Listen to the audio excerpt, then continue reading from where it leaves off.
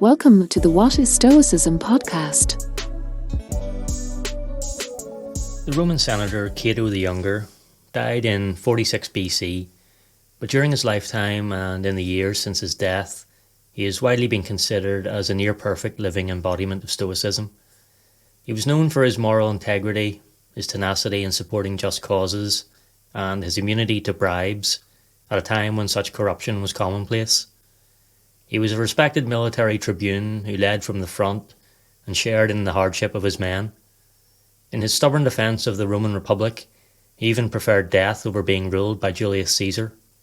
The Stoic philosopher Seneca had huge admiration for Cato and advised his friend Lucilius to choose Cato as a role model and to use the Stoic as a ruler against which he could measure and straighten his own behaviour.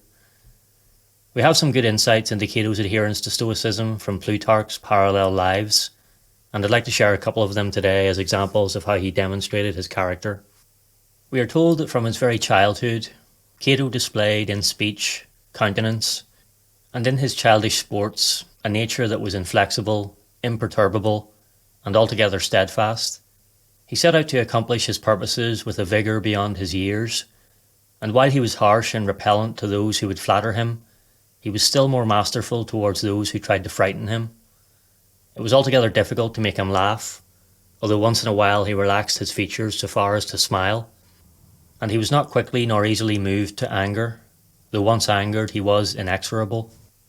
While Cato was still a boy, the Italian allies of the Romans were making efforts to obtain Roman citizenship. One of their number, Pompedius Silo, a man of experience in war and of the highest position, was a friend of Drusus and lodged at his house for several days. During this time he became familiar with the children and said to them once, "Come, beg your uncle to help us in our struggle for citizenship." Scipio, who was Cato's half-brother, accordingly consented with a smile, but Cato made no reply and gazed fixedly and fiercely upon the strangers. Then Pompedius said, "But you, young man, what do you say to us? Can you not accept the strangers with your uncle, like your brother?" And when Cato didn't say a word, but by his silence and the look on his face seemed to refuse the request, Pompedius lifted him up through a window, as if he would cast him out, and ordered him to consent, or he would throw him down, at the same time making the tone of his voice harsher and frequently shaking the boy as he held his body out the window. But when Cato had endured this treatment for a long time without showing fright or fear, Pompedius put him down, saying quietly to his friends, "What a piece of good fortune it is for Italy that he is a boy, for if he were a man, I do not think we could get a single vote among the people."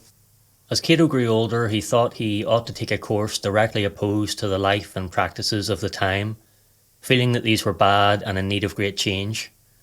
For instance, when he saw that a purple, which was excessively red and vivid, was much in vogue, he himself would wear dark shades. He would often go out into the streets after breakfast without shoes or tunic. He was not hunting for notoriety by this strange practice, but accustoming himself to be ashamed only of what was really shameful, and to ignore men's low opinion of other things. When an inheritance worth 100 talents fell to him from his cousin, Cato turned it into money, and allowed any friend who needed it to have the use of it without interest. And some of his friends actually pledged to the public treasury both lands and slaves, which he offered for this purpose himself, and made good his offer.